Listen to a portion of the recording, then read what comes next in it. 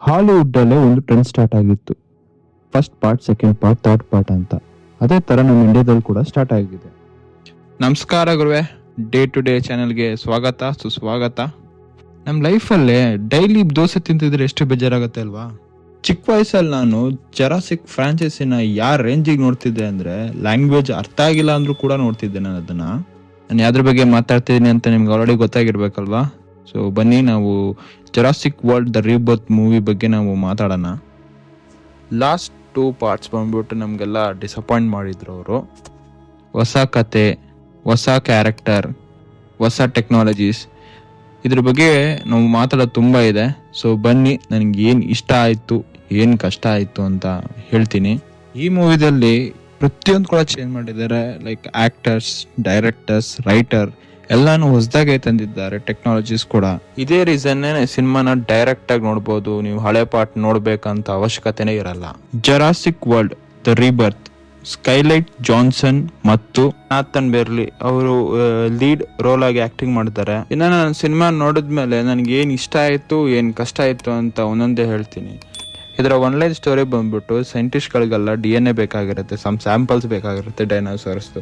So ಅದಕ್ಕೆ ನಮ್ಮ ಹೀರೋಗಳು ಐಲ್ಯಾಂಡ್ಗೆ ಹೋಗ್ತಾರೆ. ಸೊ ಅಲ್ಲಿ ಹೋದಾಗ ಏನೇನು ಪ್ರಾಬ್ಲಮ್ಗಳನ್ನ ಫೇಸ್ ಮಾಡ್ತಾರೆ ಅನ್ನೋದೇ ಒಂದು ಸ್ಟೋರಿ. ಇದೊಂದು ಲೈನ್ ಅಪ್ ಸ್ಟೋರಿ. ವಿಜುವಲ್ಸ್ ಮತ್ತು ಸ್ಕ್ರೀನ್ ಪ್ಲೇ ಚೆನ್ನಾಗಿತ್ತು. ಈ ಸಿನಿಮಾದಲ್ಲಿ ಬರೋ ಒಂದು 3 ಶಾರ್ಟ್ಸ್ಗಳು ಒಂದು ಸ್ವಲ್ಪ ಥ್ರಿಲ್ಲಿಂಗ್ ಆಗಿ ಕೊಡ್ತು. ಈ ಮೂವಿದಲ್ಲಿ ಒಂಥರ ಡಿಫ್ರೆಂಟ್ ರೀತಿಯ ಡೈನೋಸಾರ್ಸ್ಗಳನ್ನೆಲ್ಲ ಯೂಸ್ ಮಾಡ್ಕೊಂಡಾರೆ. ಆಮೇಲೆ ಲೈಕ್ ಅದನ್ನು ಪ್ರಾಪರಾಗಿ ಯೂಸ್ ಮಾಡಿಲ್ಲ ಅವರು.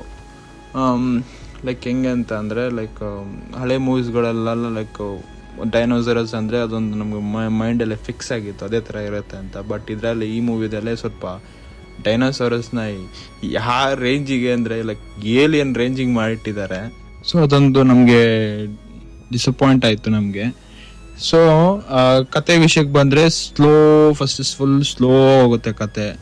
ಒಂದು 45 ಮಿನಿಟ್ಸು. ಲೈಕ್ ಅದು ಈ ಫ್ರಾಂಚೈಸಿಯಲ್ಲೇ ಫಸ್ಟ್ ಇಂಟ್ರಡಕ್ಷನ್ ಆಗಿರ್ಬೋದು ಮೇ ಬಿ.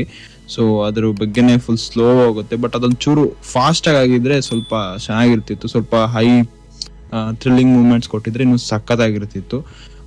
ಇವಾಗ ನಾವು ಸ್ಟೋರಿಗೆ ಬಂದರೆ, ಸ್ಟೋರಿ ಈಸ್ ನಾರ್ಮಲ್ ಸ್ಟೋರಿ. ಹಳೆ ಜರಾಸಿಕ್ ಫ್ರಾಂಚೈಸಲ್ಲಿ ನಾವೇನಂತ ಲೈಕ್ ನೋಡಿದೀವಲ್ಲ, ಅದೇ ಥರನೇ ಸ್ಟೋರಿನೇ, ಸೇಮ್ ಅದೇ ಥರ ಲೈನಪ್ ಇರುತ್ತೆ. ಬಟ್ ಇದೊಂದು ಸ್ವಲ್ಪ ಡಿಫ್ರೆಂಟು. ಸೊ ನೀವು ನೋಡಿ. ಆಮೇಲೆ ವಿಜುವಲ್ಸ್. ಸೊ ವಿಜುವಲ್ಸಿಗೆ ಬಂದರೆ, as it is Jurassic franchise visuals ಬಗ್ಗೆ ಮಾತಾಡೋಂಗಿಲ್ಲ ನಾವು. ಸೊ ಅದ್ರ ಬಗ್ಗೆ ಮಾತಾಡಿದ್ರೆ ನಾವು ಬೇರೆ ಲೆವೆಲ್ ಆಗುತ್ತೆ. ಸೊ ಇಟ್ಸ್ ಗುಡ್ ವಿಜುವಲ್ಸ್ ಎಲ್ಲ ಚೆನ್ನಾಗಿತ್ತು, ನಾರ್ಮಲ್ ವಿಜುವಲ್ಸೇ. ಬಟ್ ಹೊಸ ಪ್ರಯತ್ನ ಅವ್ರದ್ದು. ಆ್ಯಂಡ್ ಕತೆ ಲೈನಿಗೆ ಬಂದರೆ ಇಟ್ಸ್ ಆ್ಯಾವ್ರೇಜ್. ಸೊ ಹೇಳೋಕ್ಕಾಗಲ್ಲ, ಲೈಕ್ ಸ್ವಲ್ಪ ಬೋರ್ ಆಗುತ್ತೆ ಸ್ಟಾರ್ಟಿಂಗು. ಬಟ್ ಆಫ್ಟರ್ ಇಂಟರ್ವಲ್ ಅವರು ಯಾವಾಗ ಐಲ್ಯಾಂಡಿಗೆ ಹೋಗ್ತಾರಲ್ವ, ಅಲ್ಲಿಂದ ಸ್ಟಾರ್ಟ್ ಆಗುತ್ತೆ ನಮ್ಮ movie. So that is good.